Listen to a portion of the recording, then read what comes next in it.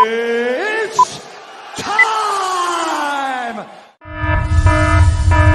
Content in this video may trigger you if you're a pansy, a feminist, soy boy, a white knight. So if you require a safe space and you don't know the real definition of tolerance, I suggest that you turn off this video and go find Drag Queen Story Hour somewhere. You might enjoy that better. All right, guys, joining me is my man Glenn Lawrence. He's the Manosphere's resident Hollywood heartthrob, and he's also the co-host of the Dragon Ship podcast with RP Thor, and he also does all the producing for Apex Mindset now. Now he makes videos on YouTube, and a lot of his videos are, he calls them correction videos. I got Glenn Lawrence with me here today, too. Glenn, we love Glenn. The only white man I know on Halloween. Welcome, Glenn Lawrence. Mr. Glenn Lawrence. There he is, Mr. Handsome, Mr. Hollywood.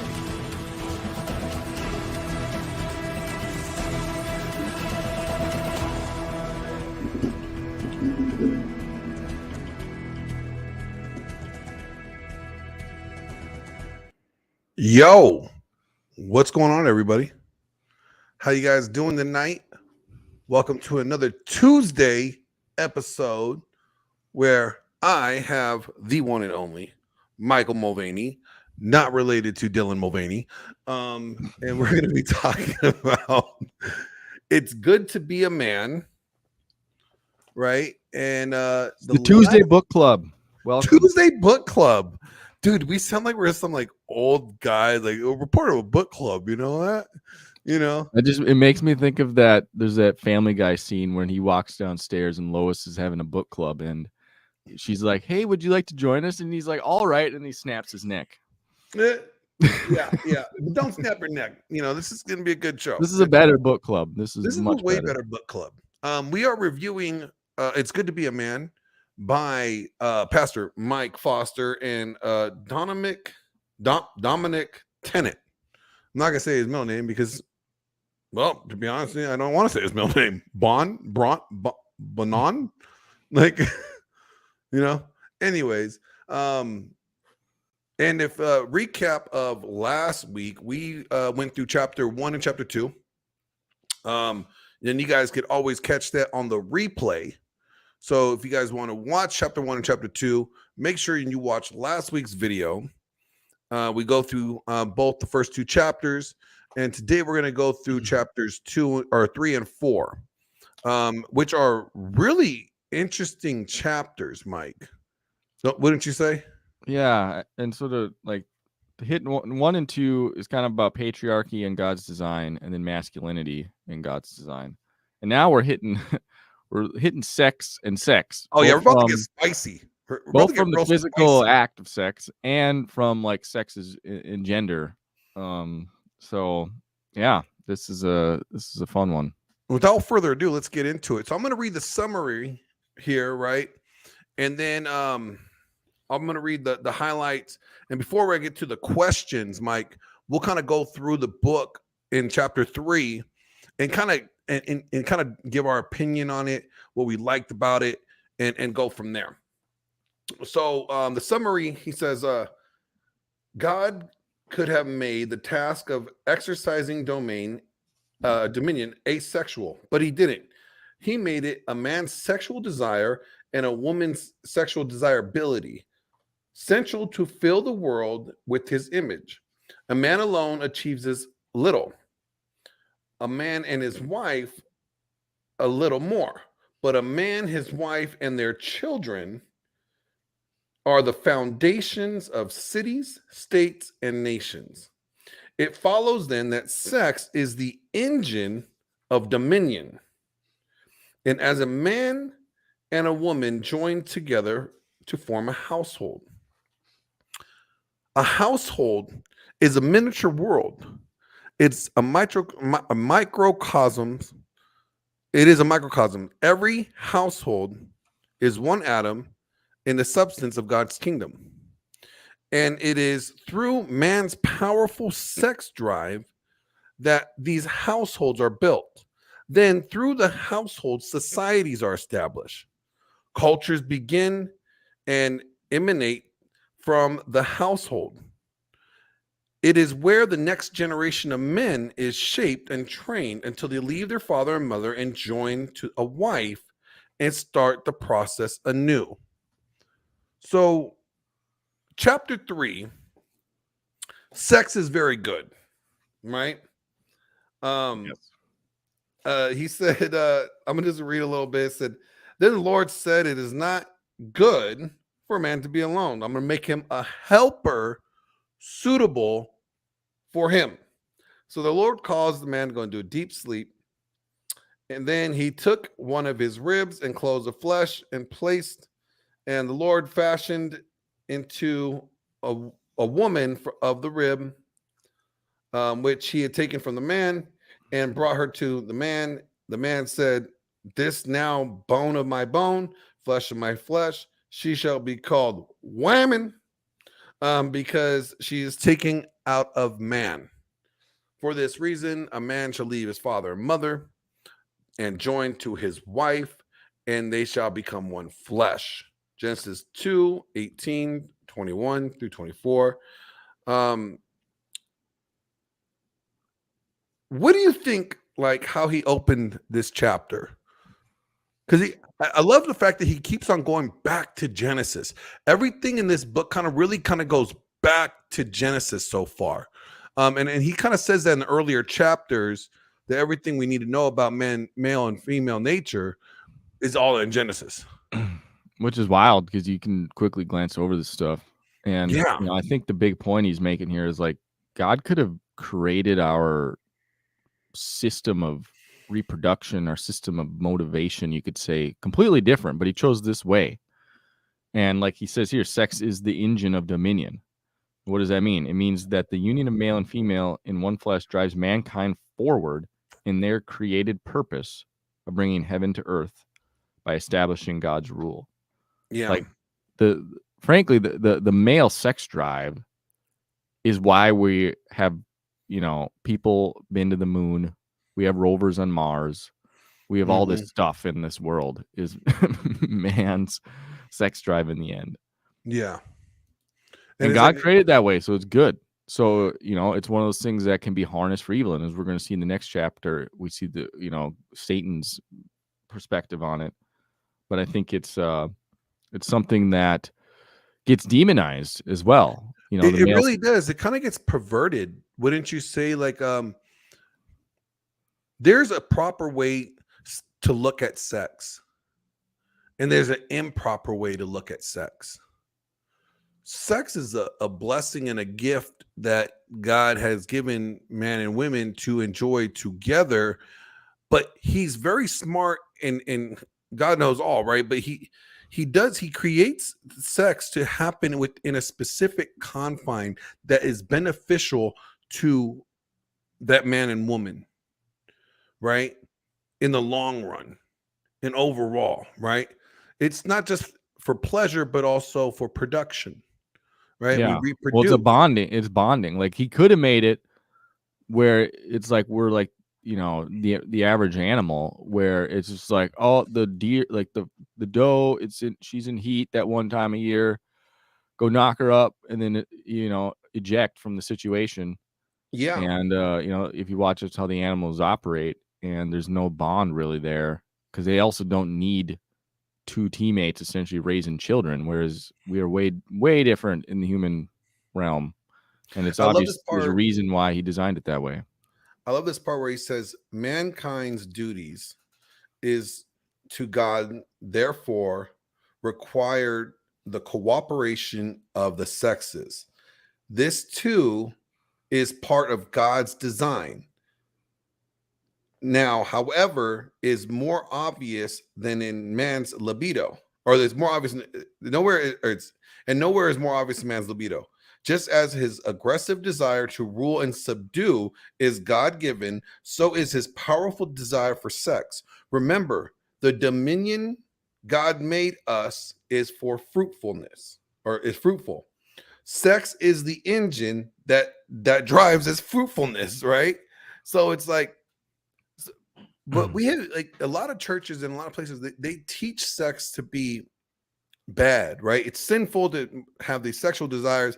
It's sinful to act on it. It just, sex kind of gets like a bad rap. So then when you grow up in these churches or these Christian communities that have such a negative view on sex, then when a man and woman get together and the man wants to have sex, it's kind of like, well, you know, they've been taught that sex is a sin for so long, right? And well, they really just, they focus on sex outside of marriage, but they don't really ever talk about how sex in a marriage is such a blessing and such a gift, right? So when they have their conversations about sex, it's kind of like, oh no, I don't want to do that. That's bad. It's dirty. That's, I've been taught for so long. It's sinful. So now you want me to do this act. And you know, it's so sex doesn't get the credit it kind of is deserved for the as he put it, that drives this fruitfulness, the engine that drives the fruitfulness. Well, I think he points out too, like today, actually, the church probably has a much healthier view of it than they did in the past. Yeah. Like, if you read some of this stuff, like in the Victorian era, like it's bonkers what they were thinking back then. Oh yeah. And so, like, yeah, like I couldn't imagine living in that era. But you know, it kind of shows you at how when we get into chapter 4, how Satan perverts it, like the Yeah. perversion of it, the sinful version of it, fornication, you know, all the stuff that's listed, like that. You can see why that, you know, especially today, I think porn would be the example. It's like people get exposed to that, and then they view it. It makes them view sex so dirty, so they get into marriage, and they got unprogrammed from that. Yeah. But it's also it's such a. I've thought about it, how it's like it's such a difficult sin to deal with, because it's like the one sin, and I'm just thinking out loud here, so correct me if I'm wrong on another sin, or if any other sin comes to mind, but it's the one sin that has a context where it's great, essentially. Like if you exercise that physical, like innate human desire in the wrong context, it's sin. In the right context, it's great. Like there's no right context for murder, really. That's, you know, I would say like, great. I would say patriarchy, same way, right? We in our society, it views patriarchy in the negative as a bad thing, right? But they're only understanding of patriarchy is evil patriarchy, and what they're calling now evil patriarchy is now even good patriarchy, but because it doesn't benefit the socialist or the feminist narrative right now, all patriarchy is evil, right? So sex in the context that God has designed it to be is a beautiful thing, right? It's literally anything out of the design that God has created for things to be is going to be a bad thing. So sex outside of marriage, bad, right? Sex out or patriarchy outside of God's design for patriarchy, bad. You know, the Bible says thou shalt not murder, but it didn't say anything about thou shalt not kill. So obviously war and killing people is not saying necessarily good, but it's not murder. Right. You know, abortion. And that's why I viewed it a bit unique. It's like it has a context that is different than the other sins, where it's literally good. And you have, like, you don't run around with this desire to murder that's just raging. Especially like there's no murder drive like men have sex drive. Well, I don't know. Like, I mean, if sometimes I get stuck in traffic, I'm like, But you know, so I think you're right though. Like, I think what it is, it's like we have seen sex in the negative form for so long, whether it's porn, OnlyFans, modeling, you know, all these things, and we see it misused. Just how I could say that, you know, patriarchy in many times in history have been misused incorrectly, right? So we have this like, oh, well, sex is just bad, right? We don't see the value of it as a good thing. But you're right. It's one of those things that really, if it's done in the right context, it's beautiful and it's good.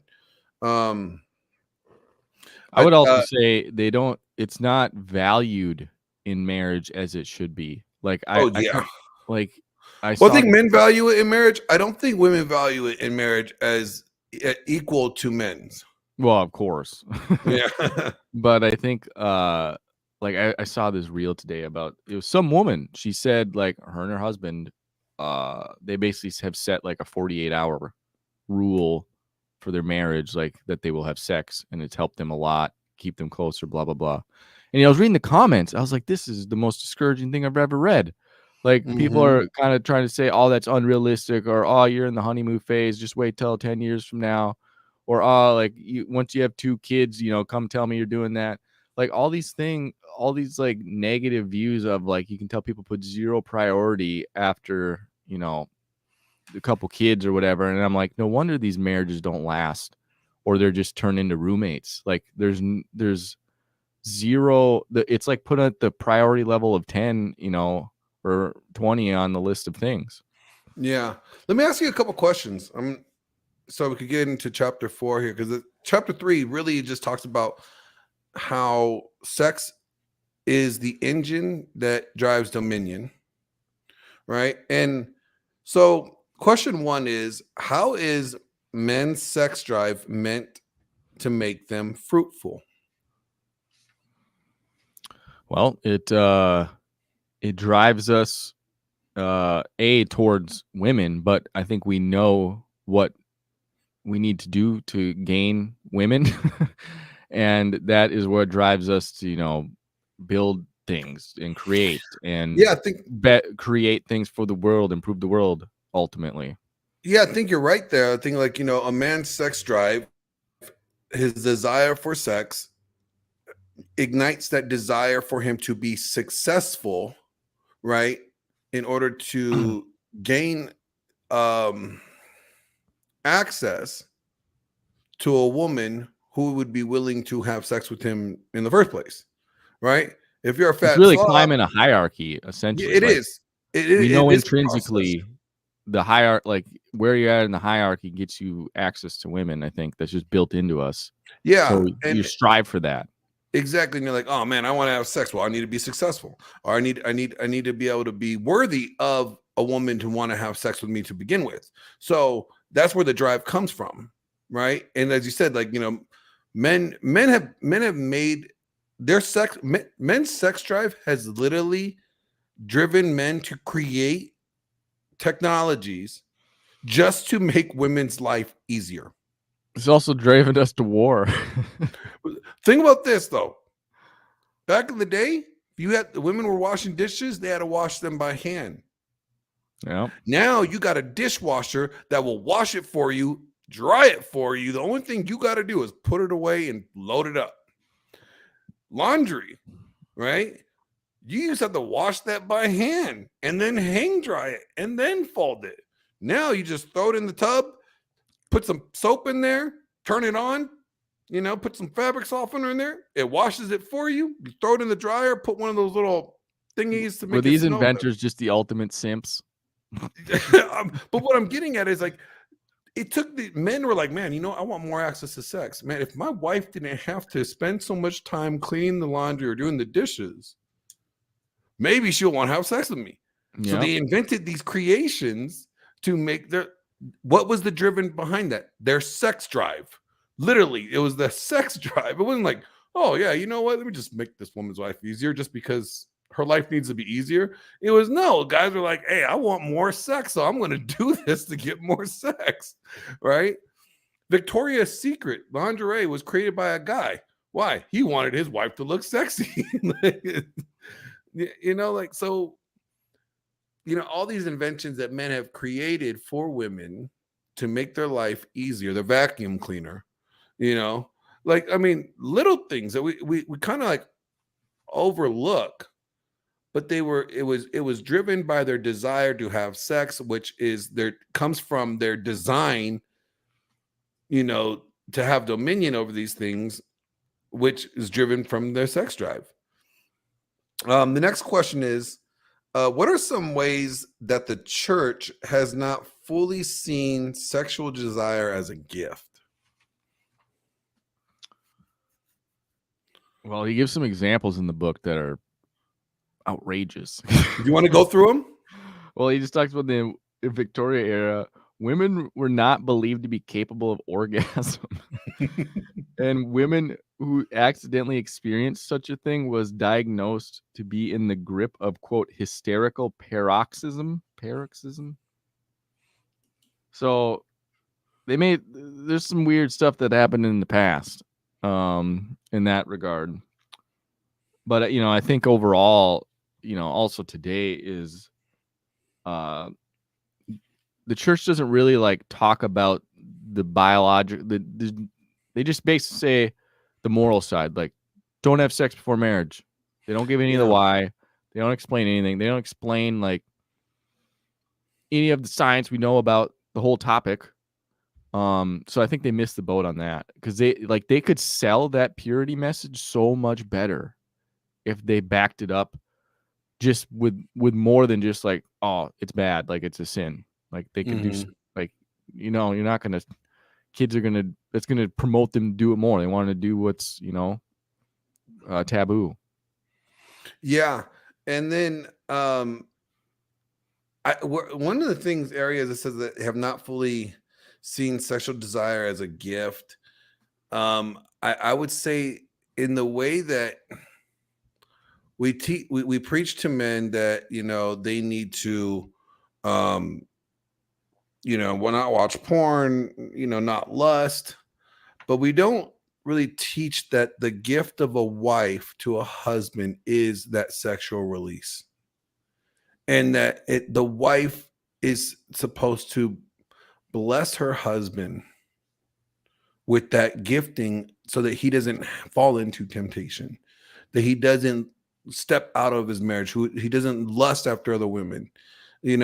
Like if your wife is not leaving you drained from sex, in the sense of like if she's not fulfilling that desire for you, she's leaving the door open for temptation to begin with, right? And so the gifting of sex from a wife to her husband, I think that aspect of it tends to get lost or not really thought or spoken about in the church. We really don't. I've never really heard a sermon that I can remember that really gets into 1 Corinthians 7, where it talks about like don't withhold sex from one another unless it's for agreed amount of time for prayer and fasting. Like I think if more pastors actually honed in on that and really talked about it, I think that's the advanced teacher that gets done at like marriage conferences and stuff. It doesn't get taught in the pulpit. Yeah, like I think like if pastors were able to talk about that more, right, and then they will have be able to give their congregation a better understanding on how that sexual desire is a gift from God, and like your husband's sexual desire for you is a gift from God, and you fulfilling that desire, you meeting that need and that desire from him is also a gift from God, right? They get so much of their validation out of men desiring them. That's the crazy thing. It's like once they get your desire, they don't want it no more. They want other men's desires. And right? Like JR said in chat, the modern world seems to think male sex drive is all evil. And that's... Exactly. But it's literally the male sex drive has built this nation. The male sex drive has built this world in the sense of the technology and the advancements and the things that we have. It's literally male sex drive have done that. Christianity Unplugged said this is pretty good. Many pastors now try to skate over this and saying it's not what those verses are saying, usually to shame men to appease women. Absolutely. And so I think what this question is, how in some ways the church has not fully seen sexual desire as a gift. I'm not sure if it's the pastors not fully understanding, because it's either the pastors are not educated enough in the Bible, then they probably shouldn't be preaching to begin with, or they're purposely teaching a bad doctrine to appease a certain group of the congregation. Yeah, and there's this blank slate, I think, idea too. Yeah, Especially like women are not educated on how different the male sex drive is. They just assume it's just like theirs, and you should be able to like have self-control. You should be able to go a couple months, like it's fine. Whereas it's so much like I've literally had women tell me like that it's a myth that male sex drive is higher or whatever, and I'm like, it's absolutely not a myth. And so they view it until you walk a day in my shoes. the like until we're honest about that, like they're not going to understand it. And then when like I read in these comments in that one post, like women are like, well, I had a child, like I didn't have any interest in sex for 6 months, like he should be able to understand that. And it's like you have to have understanding for how different his brain is too. Like this is both of you have to have empathy here. Yeah, and the next question, it kind of hits on what you were talking about earlier, right? The next question is, why is sex capacity for great evil also a capacity for great good? Why is it why does why that is sex capacity for great evil also a capacity for great good? And then I think for me, and I'll just kind of answer first, and then you could follow up. I think the reason why the capacity for evil is the way that we pervert it, and how our sinful nature wants us to act on it outside of the confines and outside of the structure that God has made it good in, right? So like going to the gym is good for physical health, but going to the gym 8 hours a day, only thinking about the gym, only obsessing over the gym is not good. It's out of its confines a benefit for you, right?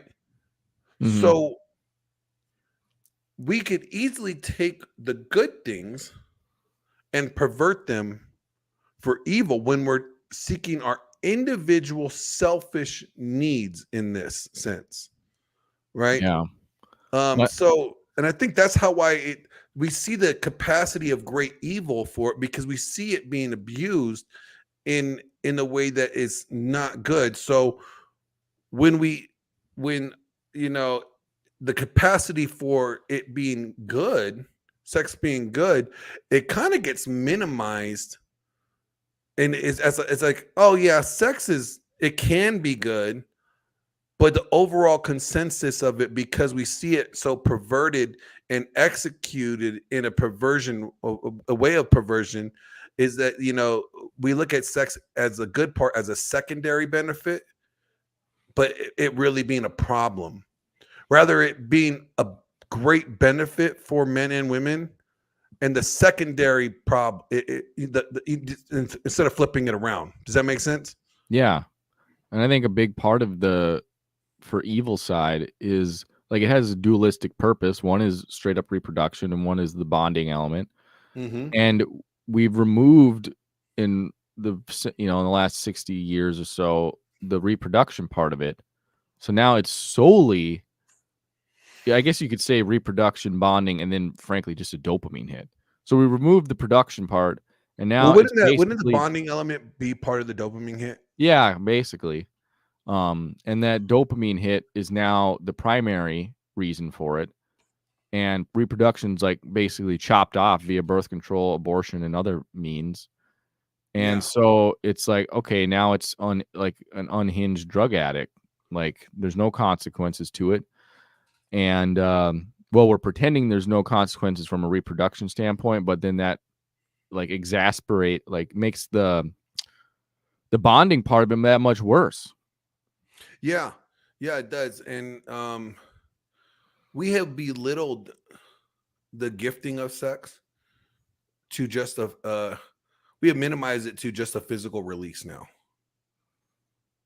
We have minimized it to the animalistic nature rather than seeing it as a gift that is supposed to be valued and that it's supposed to be preserved within a certain confines within a relationship. And as soon as we take anything out, it's as soon as we abuse something to the point where it loses its value, it becomes meaningless. And we have now made sex in a culture meaningless in this sense. Like I joke around when I say this, but I say ever since the birth control pill, women's sexuality has, or their access has become meaningless. Is they have devalued their vagina. Women have devalued their vagina ever since birth control because they are trying to remove the consequences of sex, right? Yeah. You have sex, you get a baby, right? That's the consequences of sex. It's a gift or it's a consequence, however you want to look at it. So when women now they could have sex with whoever they want, whenever they want, and not face a consequence. In doing so, by letting everybody hit, basically, or anybody they want hit, they are devaluing what they bring to the table in regards of a relationship. And their dopamine gets all out of whack because they're getting validation out of it. Yep. You know, men are getting the physical release. Women are mostly getting the validation. So now they got to keep cranking up their validation dopamine. So they're sleeping around more. Plus doing the virtual version of that with social media by posting sexualized photos. And so their base dopamine level is ridiculous. What they need to just, be happy. And see, on the flip side of that, guys have devalued sex as well.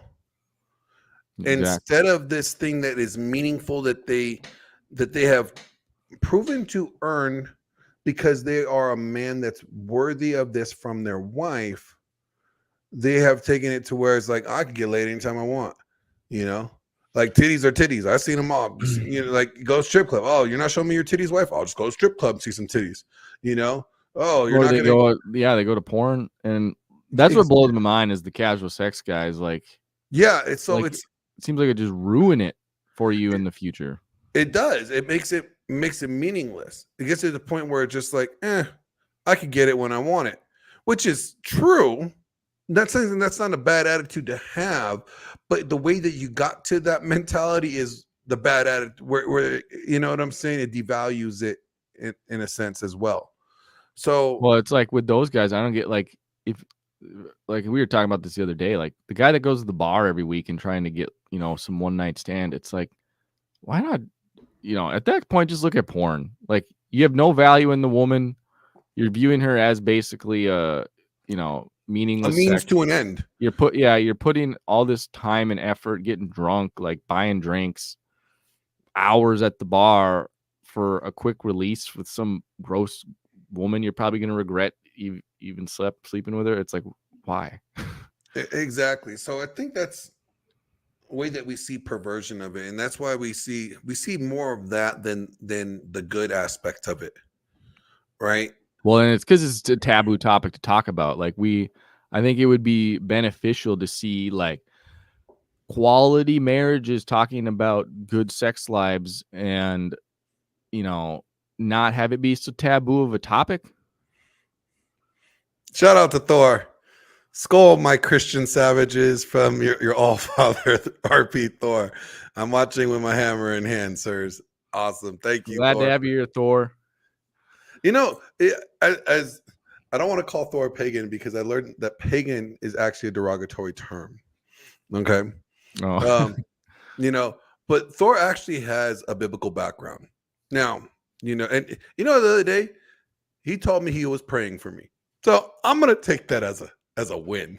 Right. You know what I mean? So but shout out to you, Thor.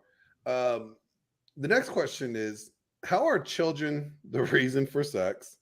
How does sex produce household? And how are households the foundation of society? Well, the way that sex is the reason for children, because so you got to take the male part and he sticks it in the woman part, and then boom, babies come out 9 months later, right? So, I mean, I think we understand the reason why the sex is the reason, our children are the reason for sex, but it's also your legacy, right? Your children is the next generation. So you can't populate and you can't have dominion over the world. One man cannot have dominion over the world. In order for mankind to have dominion over the world, it has to populate the world in order for them to have dominion over it. You only have dominion over what you could physically see or what you could touch, right? And what you have access to. Well, if I'm here in Vegas, I don't have dominion over Florida. But if I had a bunch of kids out there in Florida, I have dominion there by proxy because of my children, right? That would be a way to have dominion.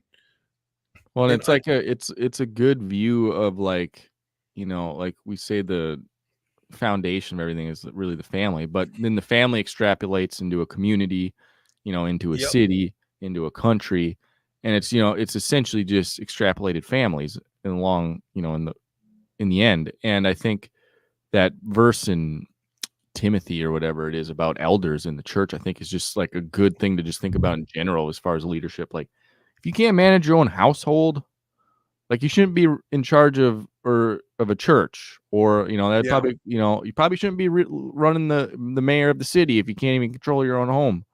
Like Yeah. that principle, I think, applies across the board. Yeah, but at the same time, I don't think that means if you're not a father, because that's the other thing, right? So, like, you're not a father, you're not a husband, right? So, Right. should you have any authority over anything? Right? See, do you see what I'm saying? Like, that's a dumb argument to have. On the flip side of that, though, you know what I'm saying? Well, I think But I it'd probably think- be that context. I think it was probably But what's But I get what you're saying is like if God has given you leadership in this area over your family, and your family's in disarray, your kids are misbehaving, your wife is on OnlyFans, right? Or whatever. Like then you're not in the position to lead anything else outside of that. So like if you're not a good steward with what you have, if you're not being able to show that you could multiply, control, and be productive with what you have, then you're definitely not going to be able to be productive in this other area that's requiring you to have more authority and responsibilities over a lot more people, right? Yeah, it's a good vetting process. It is. And I think that's one of the reasons why, like, if you notice, like every president has been married. That's what I was going to bring up. Like every president, a lot of the main political offices, like, in the Protestant world, like pastors, like how many pastors are single? I don't think I don't know any single pastors. Yeah, I mean, it's rare. It's probably if they're like a younger one, but Now, maybe a youth pastor, but even then, I don't remember knowing any youth pastors being single growing up. yeah, I think it it helps vet people. Like, Yeah. no one knows what I'm, capable of. I'm just a single guy with no responsibilities. Exactly, until you put to the test. So I think that and he says how are households the foundation of society? Well, a household, as he said, is like a microcosm of society. So from the household we get cities or towns, and then from towns we get cities, and then we get states, and then we get nations. So, but it starts with the household, right? Mm-hmm. And if you don't have that, then you're not able to, and you don't multiply the household, then you're not going to have a town, a city, or anything else. Yep, I think makes sense. So those were the 4 questions from chapter 3. What was like your overall synopsis of chapter 3?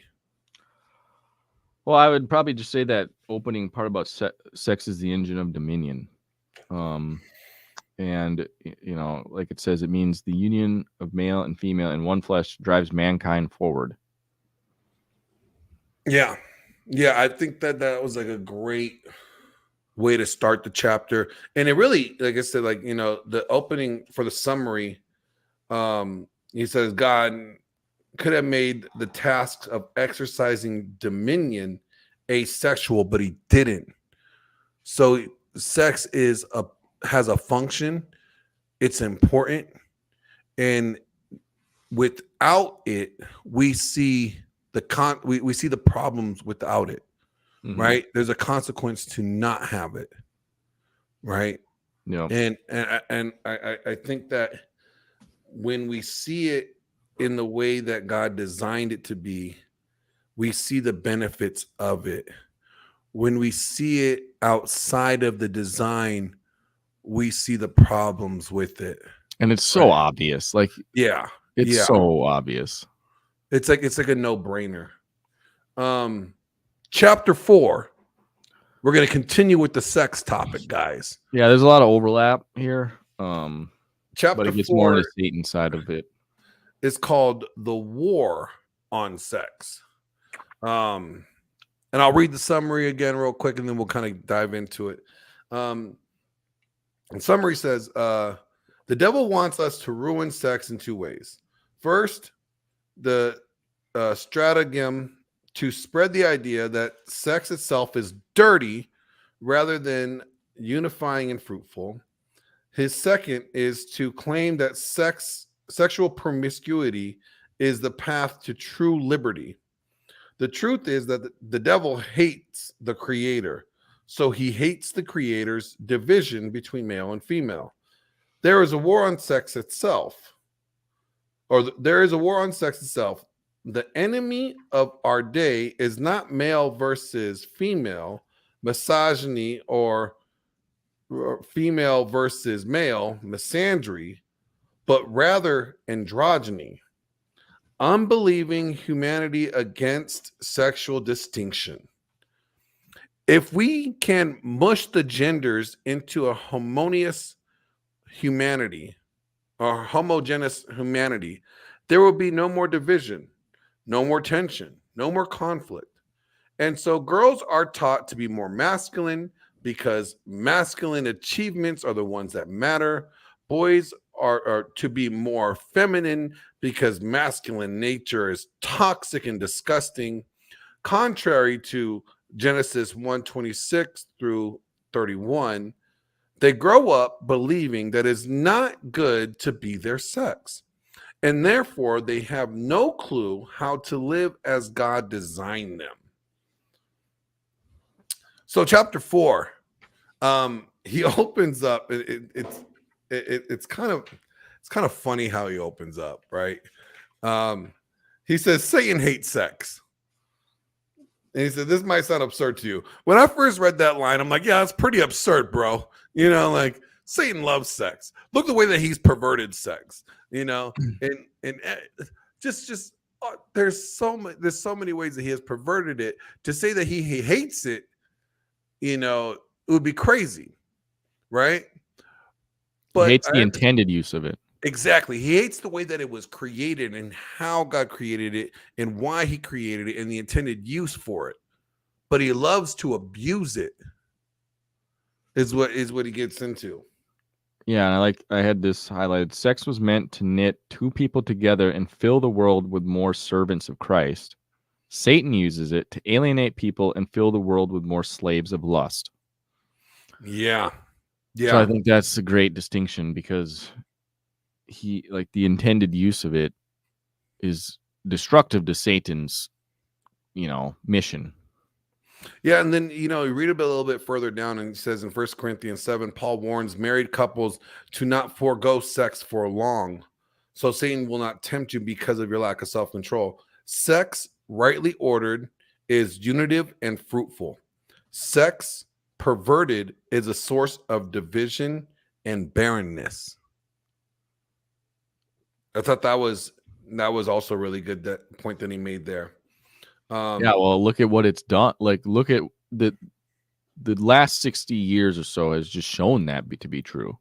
Like, if we look at, we have all these measures to prevent birth, and look at the birth rates, look at the marriage rates, look at like the children growing up without, fathers. Like, there's all these negative consequences to essentially liberating sex, and what's the ultimate goal for Satan? Well, he's achieving it in that sense.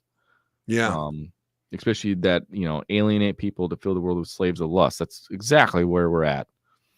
I like what he mentions here from Jonathan Edwards. He says Jonathan Edwards explains that though he lost the war in heaven, Satan still hoped to get victory by I can't even say that word. Subtlety. As we mentioned in the first chapter, sometimes evil patriarchy wages war overtly, sometimes more subtly. When the strong arm tactics of Pharaoh failed, the devil switched to covert methods of Absalom. He will use any means he can to destroy the order and ascend to his destroy God's order and ascend to his throne. Thus, while he attacks overtly in heaven, on earth he pursues more of a covert approach. And in the first two chapters we were talking about Pharaoh and Absalom, how they are like the basically evil patriarchy, right? And one is more of an authoritative, dictatorship, one is more like, I'm gonna crush you, Pharaoh, and Absalom's more like a pacify you, right? So we see this happening with sex, we see it on men, you're toxic, you're horrible, you're this, you're that, blah blah blah. There's the crushing part. And then the pacifying part is, oh, here's some porn. Mm-hmm. And we're seeing them both played out in real time in our society, in our culture. And I would say the other part he gets into here is kind of like the order of things. That's where I think like the big mission is. It's kind of like he talks about how, let me get to that part, how like Satan like upended the order of things by going to Eve to essentially upend Adam to then you're talking about like the hierarchy. Yeah, like, so instead of like Satan going to Adam and try to destroy Adam to get Adam to sin, right? He knew he couldn't do that, so he went to the weaker vessel, woman, convinced her, which Satan knew if he would have went to Adam, Adam would have rebuked him, right? But Adam was not going to rebuke his wife. So he attacked the weaker vessel to get to the main guy at the time, which is Adam. Right. And he says it here, the fall itself can be aptly summarized as women not knowing, or the woman not knowing her place and the man not keeping his. Yes. Yep. Which is that rebellion versus passivity problem that remains. And when you get, I'm not sure if you remember this part, but I read this part and I highlighted it because I loved it. He goes, modern evangelicals are quickly to defend the importance of God dividing things horizontally, right? And but when it comes to vertically, they don't do a really good job, right? So what they'll say is, but when it comes to acknowledging God's significance of vertical division, we are reluctant. Man is the glory of God, but woman is the glory of man. 1 Corinthians 11:7. But what a strange saying. Who can know it? The Westminster Shorter Catechism speaks of the husband as superior to the wife and the layperson inferior to the leader. How fortunate we no longer live in the 17th century. But why do we respond this way? Why do we respond with such distaste to hearing that aspect of God's division, of the vertical division, right? Because we live in a culture that shames rather than glorifies the vertical division or the vertical ways God divided creation. What's your thoughts on that? I thought that was really interesting because the egalitarians will tell you, you know, oh, we're all equal. You know, man and women are created equal in the eyes of God. You know, anything you could do, I could do better. You know, like there's no vertical. The division is horizontal. Like, you know, yeah, man and animals are different. So humans have dominion over the world, right? And God created it that way. We could do that vertically. But when it comes to man and woman, and we know that God created us differently, so we could do that as long as it's horizontal. But when it comes to authority and leadership and, you know, in the sexes and places that, you know, men are and women are in God's design, the church has a problem with that vertical division of this is the head, this is the body, this is the leader, this is the subordinate, right? We have a problem with that aspect in the church. And it's like, why do we have such a problem? We don't have a problem with hierarchy in any other area, right? You have that's where I would disagree. I think this problem stems because we have, as a culture, a problem with hierarchy, because like it obviously always plays out. But if you look around, like every attempt of politics and stuff is to equalize things. And like that's ultimately what socialism and communism leads to, is like this idea of like the hierarchies are oppressive. And just because someone's better at you than something else doesn't mean they should get more money. And like, so the idea of a hierarchy in general, I think, is under attack, and it's a luxury. I view it as like a luxury belief. Like things are so good, you can sit and nitpick this stuff. And then do we really have a problem with it? I mean, think about it. Women how have would a communism problem with ideology even start if we didn't? Well, this is how I say, like, women have a problem submitting to their husband, but they have no problem submitting to their boss. Well, I mean, and that's a hierarchy over there. Your work is a hierarchy. Your boss pays you to do this, so there's a hierarchy. But I think if women were in charge of the workforce, they would be very much more egalitarian. There wouldn't be these structures nearly like this. I think they're in the male workforce, and that's reality. I think we would be a lot more communist like if women were in charge of the workforce. Yeah. Because how would communism ideology even start if there wasn't a massive issue with hierarchy, essentially? Well, I mean, you gotta think, if for communism, for people to have the idea of communism, capitalism had to be really good to give people the opportunity to have time to sit around thinking about communism. You know, like yeah, that's why this stuff is all like a symptom of wealth, basically. Yeah, it's first world problems, right? Yeah, you know, like I think Rollo even said this, and I love taking this from him. He goes, like, feminism is a first world problem.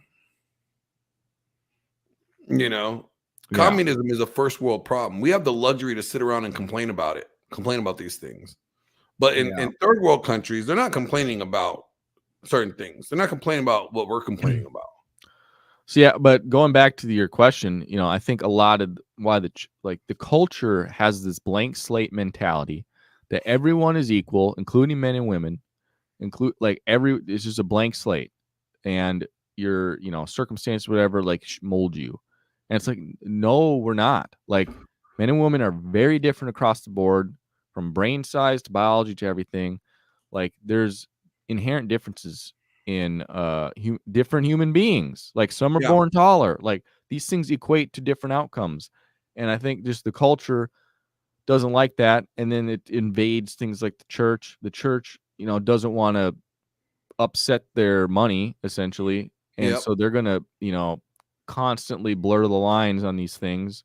You know, there's no chance on planet Earth they're gonna preach a sermon on 1 Corinthians 11:7. Like, in this culture, there's no way.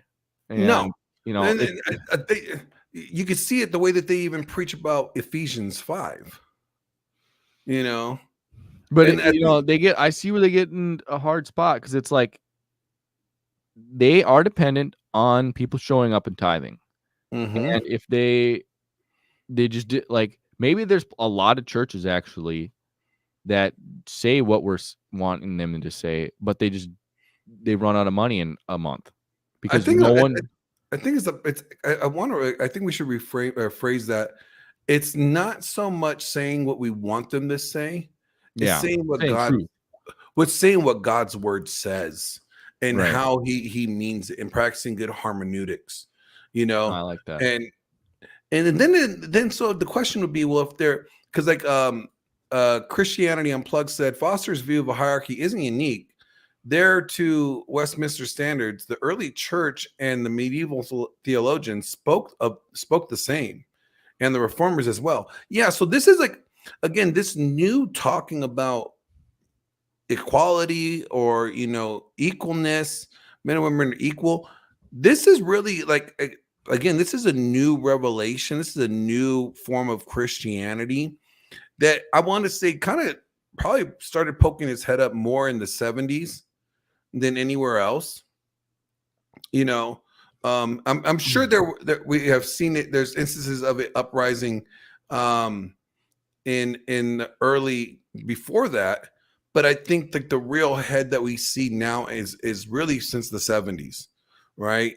And it just baffles me that we have churches that pastors literally are preaching a false doctrine of God's word, and to appease, as you're pointing out, a population of the church that, you know, tithes. So in doing so, what those churches are doing, they're literally allowing the Jezebel spirit to take a foothold and have authority in their churches in doing so. Well, And it comes down to like, can they? I always go back to like the structure of the church. Like, we kind of advocate, you know, small home style churches. Like that's what we do with Iron Disciples. We don't need people's money. Like, we can preach truth, whatever we can say, whatever we want, and because we're not dependent on the audience. Yeah. Now, if you got a church, you know, of 2,000 people and you got giant bills to pay, like, you might say these things and lose 20% of the people, and you literally are done. Like, your business, like, you can't afford the lights anymore, and you're gone. So, isn't that when like the church needs to stop having a business mentality and like because they adopted a business mentality? Well, that's, you know, that's the structure. It's like, if you're going to house a building of 2,000 people, like, guess what? The building's going to cost $1 million. You have this massive electric bill. You're going to have pay people on staff. Pastors are full time. They're getting salary. Like, there's no way around them needing a ton of cash. So how do you pay the bills? Well, if you say all the things that don't fit perfectly with current culture, the bills are going to be hard to pay. Well, then that would be like, oh, so you have less faith in God and more faith in your tithers. Well, I think ultimately God's going to allow, like, look at what he allowed the Jews to do. Like, they ran away from all the time. Like, he'll let the churches close that are, I think, you know, saying truth, because it's ultimately the Christians rejecting that church. Yeah, it's his own people. It's like the Jews rejecting God or creating golden calves. Like, it's the whole body is making that decision by not going to that church or tithing to him. Exactly, and what happens is a trickle down effect, right? I always say the church's job is to shape culture, not have culture shape the church. And what we're seeing now is for the last 40, 50 years, we have seen culture shape the church. The church is supposed to be this, you know, beacon of light on the hill, right? But what we're seeing now is not to not offend anybody, the light dims down. Mm-hmm. Instead of having a bright light that could be seen across, you know, the world. Oh, because some people are sleeping, we got to turn the light down a little bit. And then it's like, well, we got to turn down a little bit more. Or we want people to come and find God. And, you know, after we'll get to those sermons eventually, you know. So what they do is they water down the doctrine to appease people, not to offend them, not to make them feel judged. But I'm sorry, but the gospel is very judgmental. God says, hey, do this, not this. If you're doing this, you're in sin. That's pretty much judgment right there. you know? Mhm. And it's like pastors need to not be afraid to preach the entire gospel, right? And not be Right. afraid of, oh, if we say this, this may offend or this may convict these people, and these people may leave the church and will lose their tithes. Therefore, we will have a hard time paying the bills. Did you get into this business or did you get into ministry to be dependent upon the appeasement of the other people? Or did you get into this ministry to preach God's word, to share the good news, the truth with the people? Yep. We And don't that get to pick they'll and have to choose ask what truth themselves we're that. going to share. I think, a church today probably should ask themselves or look in the mirror if their church is growing rapidly because of the culture we're in. It's like churches that grow rapidly in our culture is usually because they are watering stuff down or turning it into the giant production and serving all the donuts and making this great atmosphere. And it's like, well, that's is the barometer of how many people show up to your church, or is it how many disciples you made? Or is it in this sense, we're talking about it's good to be man, is it the barometer should be how many families are you saving and how many families are you creating that Mhm. that are taking your teaching, the husband's taking that teaching, passing it down to his family, the wife is supporting that teaching and the doctrine, and then they're passing it down to their children, and then their children are leaving the home, finding a spouse, married, and then practicing that same teaching. Like, Exactly. if we're not seeing that trickle down effect, and the question is that preaching, is that teaching even valid? Is it good? You know, um, I like this and line from the book here that I think, or to kind of bring it more back to the book, is how this is not, what do you say? The gender war is not between the genders, it is on the genders. yeah, Gender itself is under siege. And I think that, is the crux of it. Like we have, like you said, read that part earlier where they're trying to androgynize the genders, which goes yeah, back to that blank slate equality thing, that we're born with this blank slate in our brain and there's nothing difference between men and women. And that's the thing that we need to chop. Like if we got the genders, I think, back into alignment on what they are, these other problems would probably self-correct.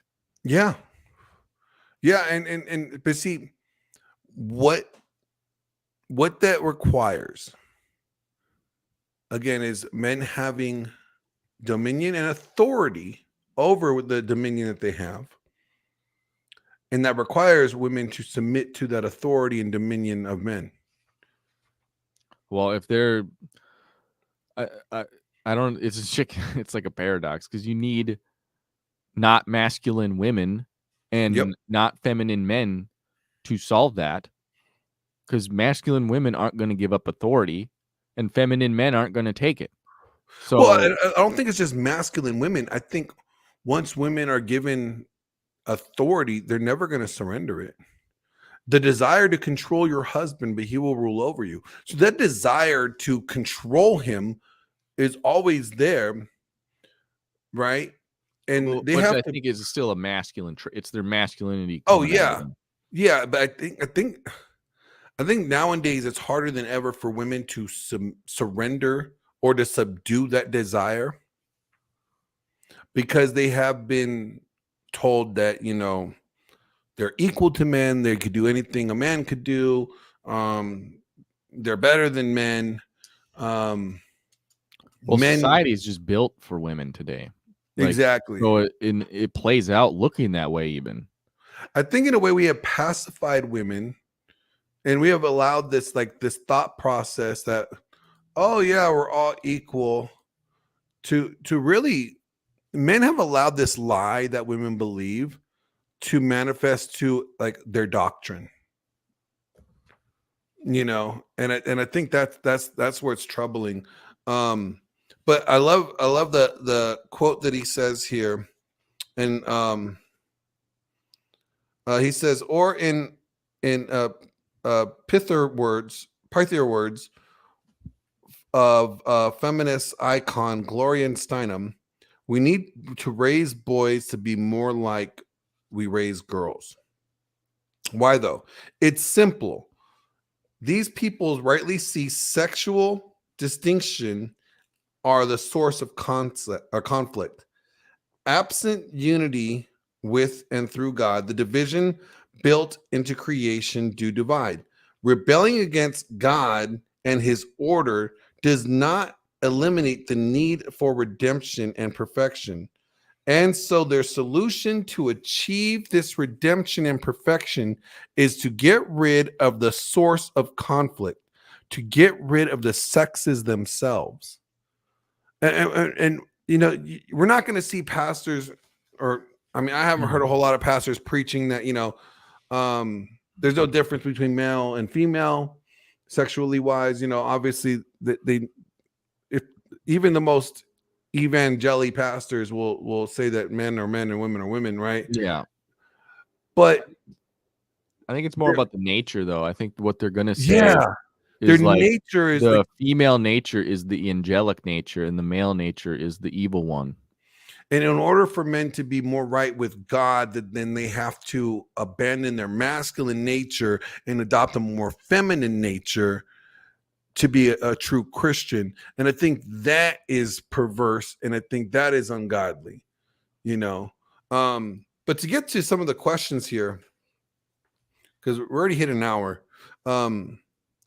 how does God order chaos in creation? Through men, men taking dominion over the chaos. Yeah. And women are chaotic, so men are supposed to have dominion over them. What is telos? And he says, look it up if you need to. That's like the intended purpose. I'm gonna Google it real quick. Well, he's got it in here. Like he talks. I know. about I'm just gonna look it up just to make it a little bit more.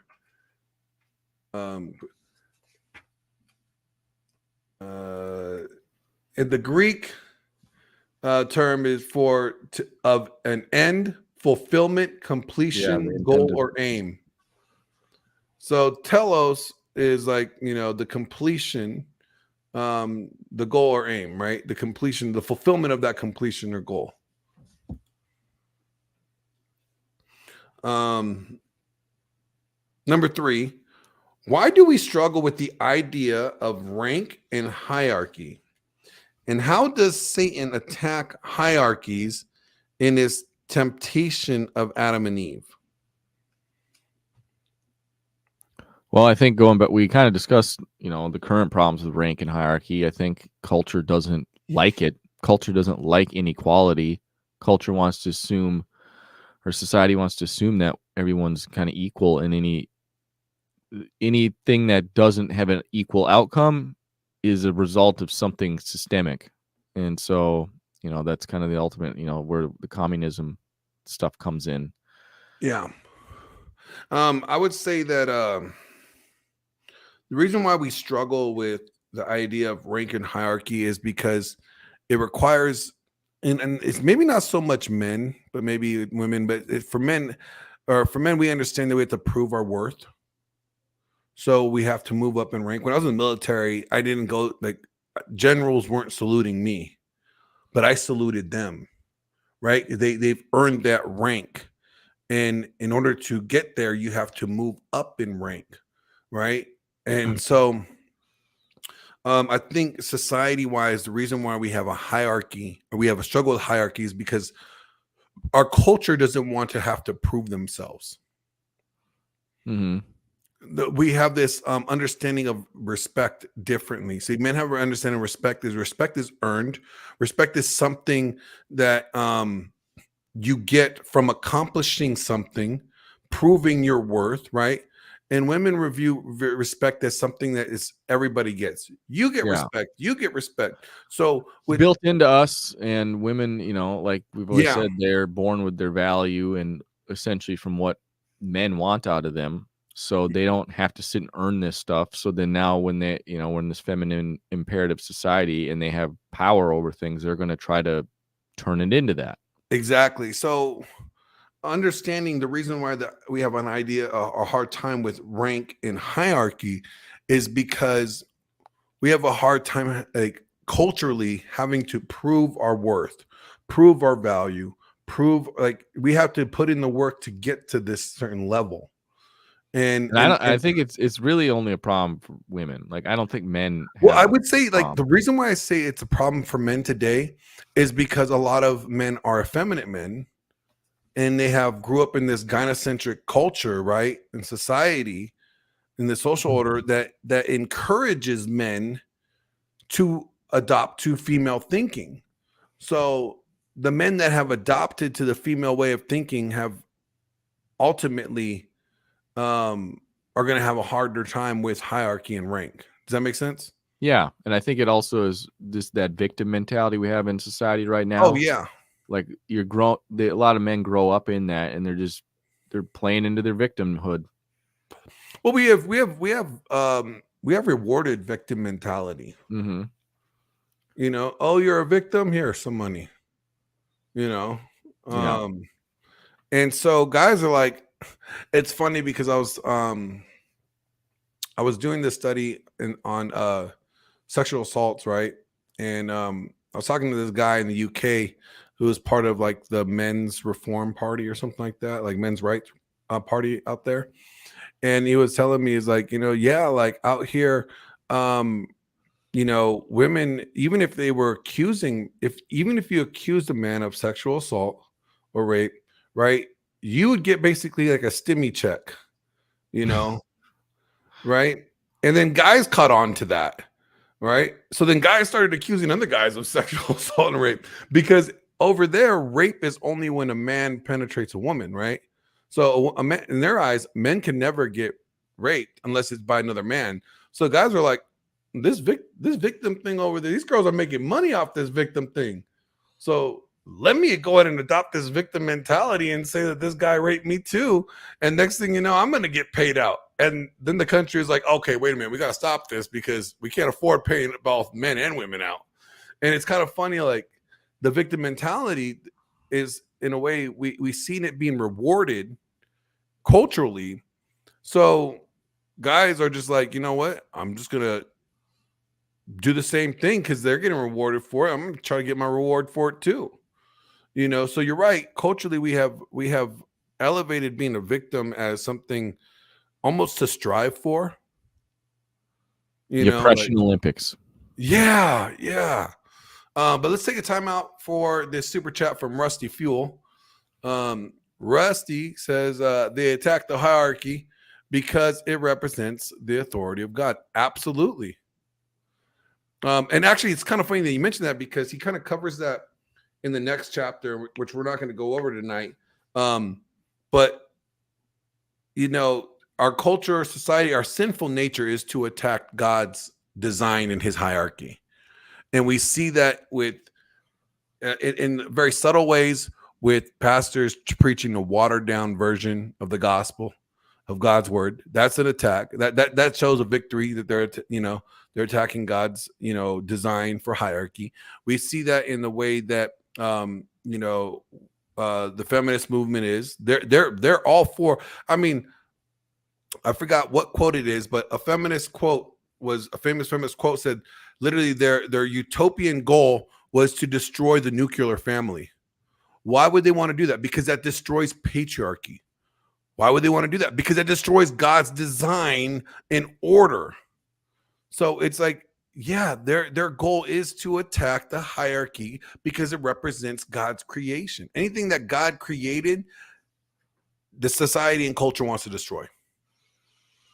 And that's why it's not a battle against flesh and blood in the end. It's satanic stuff at the source of this. And the last question 4, what examples of the order of sexes, or what examples of the order of sexes under attack today?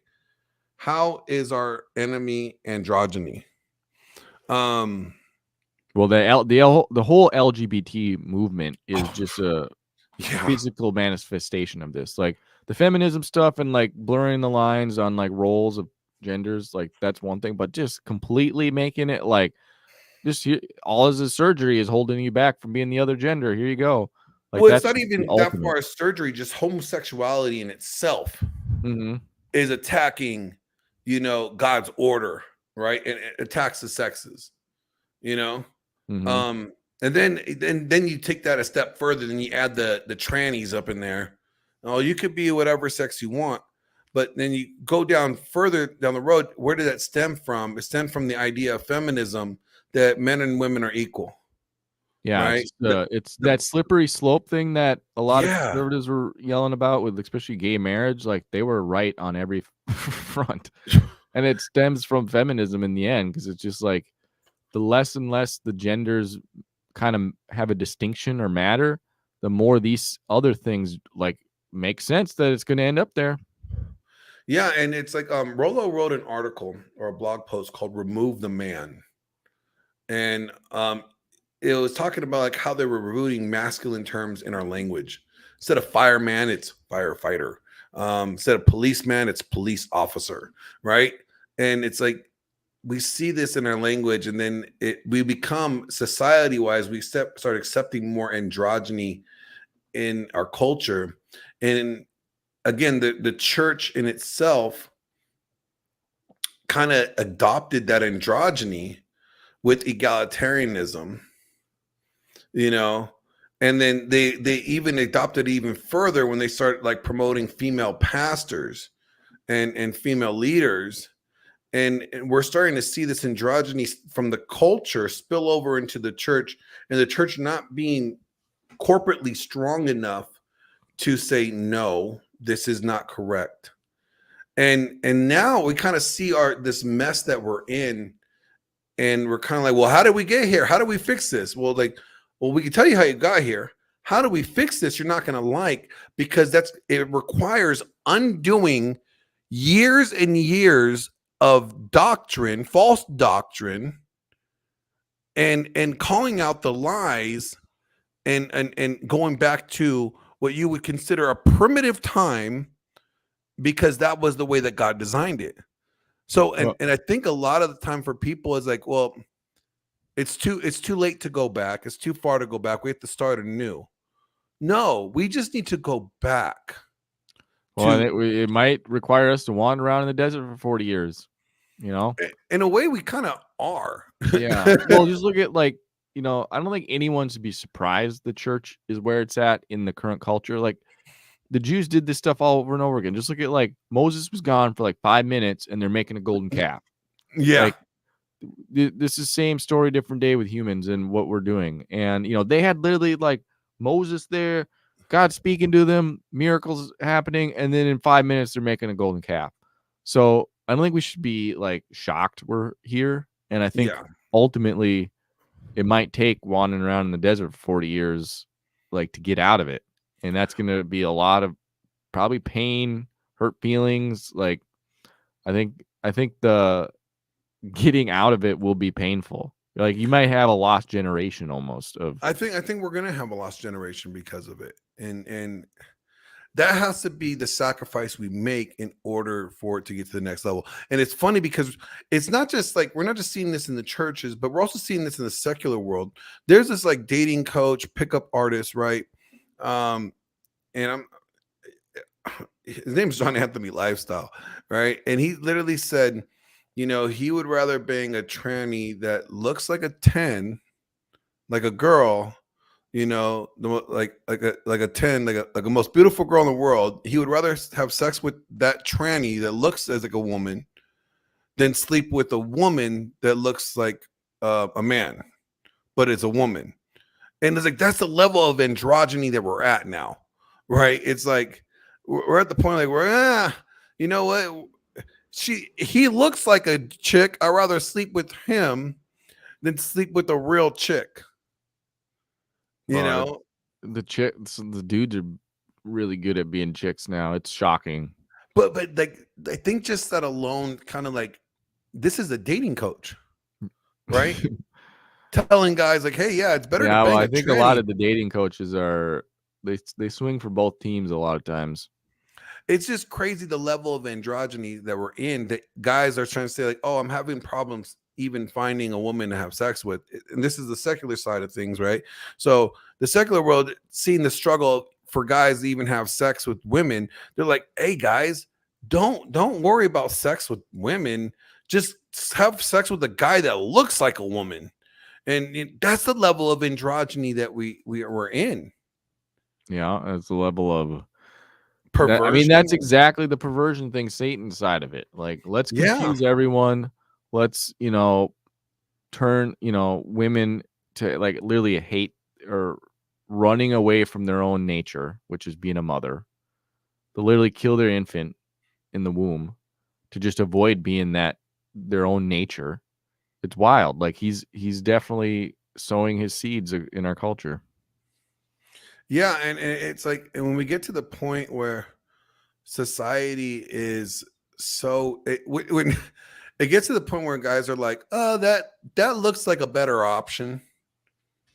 Like that just shows you we have gotten to the point where it's just like, culturally speaking, we need to just hit the pause button and just be like, what are we doing? I think it's starting. I kind of think the pause button is starting. And I'm sure it'll take decades yet, and I think it might get worse before it gets better. But if we look at a lot of the content being put out there, like it's amazing to me. Sometimes I talk to the younger guys at the gym. They're young 20s. They're not Christian or pursuing God in any sort of way, and you'll hear them complain about like they're not about this culture we're in, and they have no reason morally to be against it. And they're just waking up to it naturally. So I think there's some positives like going forward that I think, I think there's a light at the end of the tunnel. I think so. I think where the light at the end of the tunnel is maybe not seen in our generations. Yeah, I think it could be, but a ways it will be out. in our grandkids' generations. Yeah, I predict 10 years from now, the internet's going to be full of women in their 40s or 50s that are telling young women, don't do what I did. Yeah. Like, I'm miserable. Like, I think that's going to be a future occurrence. Young women probably won't listen to them, but you see it already. Like that chick that was on Rogan's podcast, she's a comedian. Can't remember her name, but she wrote some article about like regretting being a slut, and you can see like she lived that lifestyle, and it hurts her deeply thinking about it. And the only other way like that's going to be enforced if guys don't save them. Yeah. Like guys have to let women live with the consequences that they make. Okay, you wanted to be a whore. Cool. The consequences of that. They had to live with those consequences in biblical times. Like you just look at like basically you couldn't get married if you weren't a virgin. Like and so it's the reality. Yeah, that's why I think it's gonna be a generation of a lot of pain. It's going to be a generation of men being called monogam or misogynist for so long, because what it's going to require is the majority of men deciding not to be Captain Save a Hose, not deciding I'm not going to be a white knight for you. Mm-hmm. And that really goes against the male nature. We want to protect, we want to provide, we want to help and save. That's part of like our wiring. But it literally is going to take men saying, no, you are not worth my investment.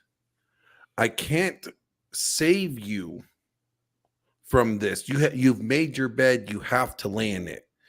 And in a sad way, it's going to take a generation of men to say that and hold that standard firm in order to start seeing the positive changes that we want to see.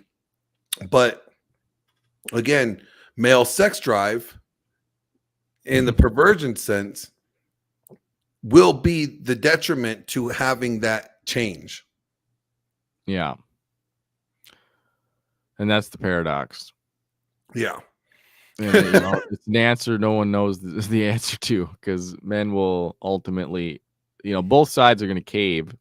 The Yep. woman who's 34 and that clock's desperately knocking on her door, like, she will settle for whoever will take her, and someone will. So it's like,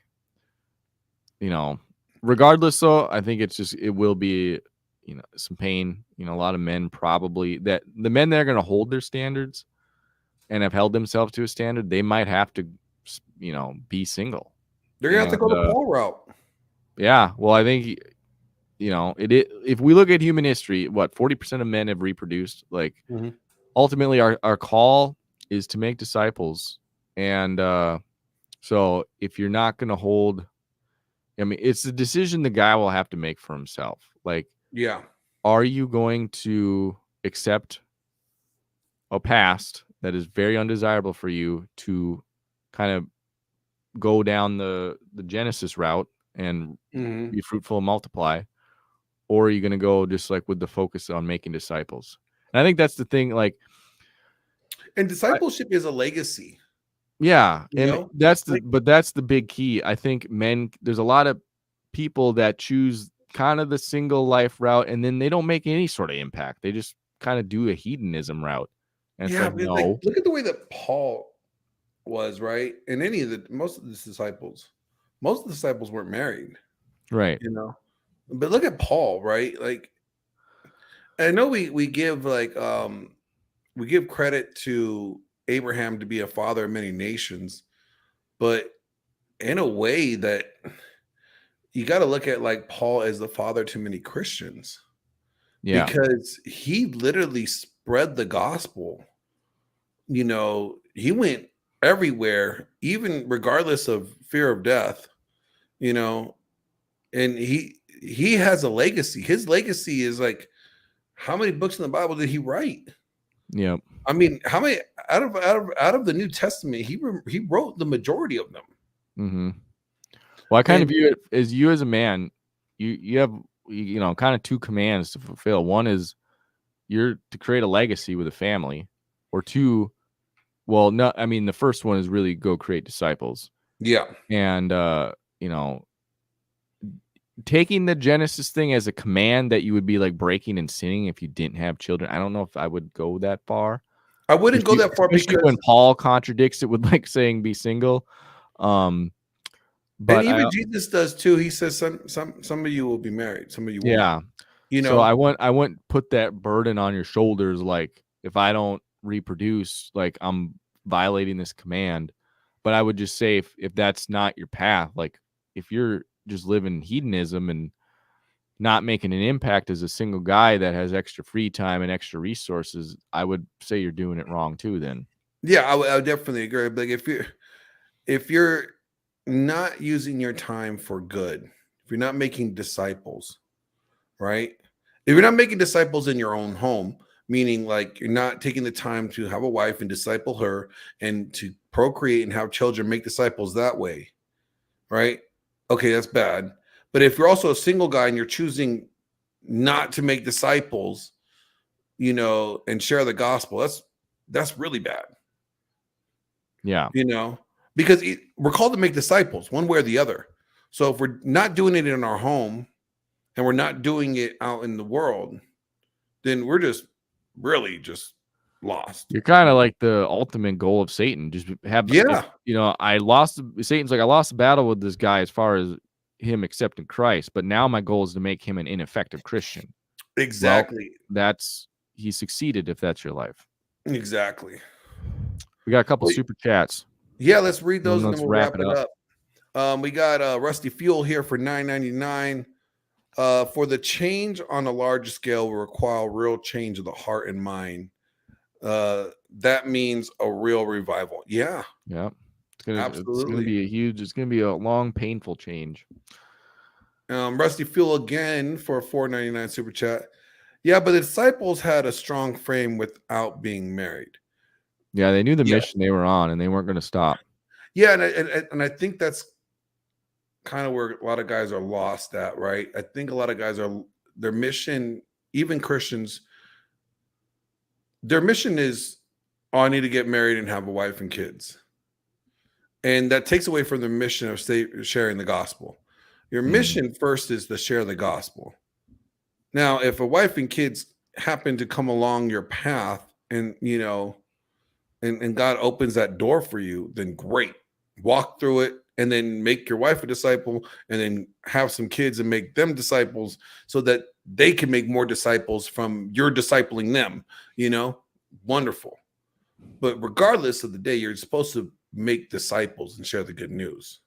Exactly. And Rusty, thank you so much, man. You're always Yeah, bro. Like you spent like over $20 in like super chats, and we really appreciate you you know, supporting us and supporting the channels and really just helping us you know, continue to do guys. this. I mean, like the video. yes. Or else. Like the video or you're not a Christian. I'm kidding. Not gonna say that extreme, but no, just like the video. We appreciate you guys chiming in here. We really as I'm not gonna say that we do this for you guys because that would be half a lie. Like I love doing this because I get to talk to my buddy from the other side of the country. We get to have biblical discussions and sharpen each other up. And you guys just get to be beneficial to be part of our conversation. So I'm not going to sit here and lie to you guys and say, oh, we're doing it for you. Because we could do this on Zoom privately. But we like your engagement. We like your participation in this. And we'd like to know what you guys think about the video. And let us know if you're reading the book too. I know a couple of you said you ordered it last time. Yeah. I'd love to know your thoughts. Definitely. Get the book, you guys. Get the book. It's called It's Good to Be a Man. You can get it on Amazon, I think, for like $15. You know, but it's under $20. You get the book for under $20. You can get the workbook for like $6, $7. And you know, if you guys want to be a part of the conversation, let us know. Catch up with us on the read. You know, and then who knows, if you want to come up, we'll let you come up and have the discussion. Oh, it's on Kindle Unlimited too. So Christianity Unplugged said it's on Kindle Unlimited too. So that's awesome. So get the book, join the conversation. Next week, we are going to be going through chapters 5 and 6. The titles of those chapters, for those that want to join us, are Spiritual War and Worship, or Spiritual Worship, and Toxic Sexuality. We're going to be hitting the sex talk again, for all you spicy people. But without going on too much longer, Mike, you want to wrap it up? Anything you want to add? Or, you know? No, I just think, you know, I like that, you know, kind of my summary statement would probably be that sex is the dominion. What is it? Sex is the engine of dominion. Yeah. And, you know, don't view your male's nature as evil. Don't let society tell you that. Ultimately, it's the reason why we're here, is the motivation that gives us. So, you know, master it, utilize it. And I would also say, like, and I'll just wrap up saying, like, I think the one thing I got definitely out of chapter 4 is that we have to understand that God divided his dominion not just horizontally but also vertically, and we have to embrace that hierarchy, and we also have to be worthy of that leadership too, you know. And it's a gift and a curse, you know. You're blessed with the position of authority, but you're cursed with the responsibility of that authority comes with. And you know, you have to have dominion over that and align yourself with God's version of patriarchy, not man's version of patriarchy, if you want to be successful in that. Yeah, not everyone is qualified to be a CEO. Not everyone is qualified to be a husband. Like, you got to put the effort in to be that. Yeah. Yeah. So with that being said, you guys, we're going to wrap it up. It's been a fun Tuesday evening. We will have Tuesday. So last week, Martine, we had to cancel that because she was sick. So we are just doing it the following week. So that'd be Thursday at 6 p.m. Eastern time. We're gonna be chatting with Martine on courting. So tune in 2 days. Ooh, that sounds like fun. I'm about to tune into that. What I got going on this week, I got a Donovan Sharp from Donovan Sharp podcast, How to Relationship podcast. He's flying out here this Friday. And it looks like, I'll confirm this later, but it looks like I'll be having my conversation with Ruslan this Friday as well. Ooh. Yeah. So you're flying out to California Friday? No, he's flying here. Oh, wow. Yeah, he's coming here. He has an engagement in the evening, and he lands in the morning on Friday. And he reached out to me during our stream to see if I can make that happen. So I will be having Ruslan this Friday, if everything goes correctly, at Red One Studios, and we will have our, I don't want to say debate because like, yeah, do you have like a specific topic or a we're gonna subtopic? talk about like probably the egalitarian red pill.